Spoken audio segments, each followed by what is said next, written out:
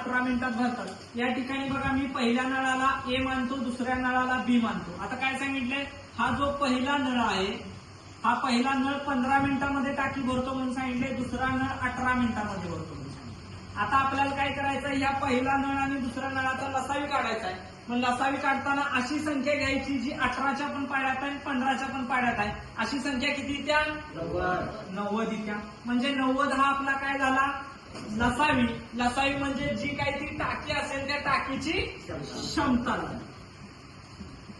आता ही 90 लिटरची टाकी बी नळ 18 मिनिटांमध्ये भरतोय, म्हणजे एका मिनिटाला टाकीमध्ये पाणी किती पडतंय 5 लिटर। ही 90 लिटरची टाकी ए नळ 15 मिनिटात भरतोय, म्हणजे एका मिनिटाला 6 लिटर।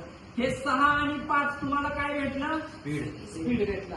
त्यानंतर परत काय सांगितलंय बघा, दोन्ही नळ एकदम सुरू केले असता दुसरा नळ किती वेळानंतर बंद करावा, म्हणजे ती टाकी 10 मिनिटात भरेल। आता आपल्याला सांगितलंय कुठला नळ बंद करायला, दुसरा नळ, पण आपण कुणाचा ऐकत नाही, झुकेगा नाही साला। तिने सांगितलंय दुसरा करायला, आपण करायचा पहिला।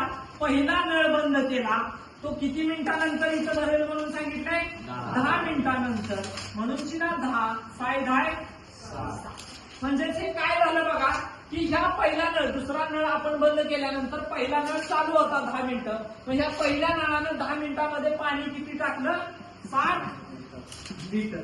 आता टोटल टाकी आहे 90 लिटरची, त्यामधलं हे 60 लिटर पहिल्या नळानं भरलं तर शिल्लक पाणी किती राहिलं 30 लिटर। आता हेच 30 लिटर पाणी कुठल्या नळाला भरायचं आहे, बी या नळाला भरायचं आहे। बी हा नळ एका मिनिटामध्ये किती लिटर पाणी टाकतं टाकीत 5 लिटर। मग आपण एका मिनिटामध्ये 5 लिटर टाकीत पाणी टाकत असेल तर 30 लिटरची टाकी भरायला त्याला किती वेळ लागेल, 5 एके 5, 5 सत्तर 30, म्हणजे 6 मिनिट।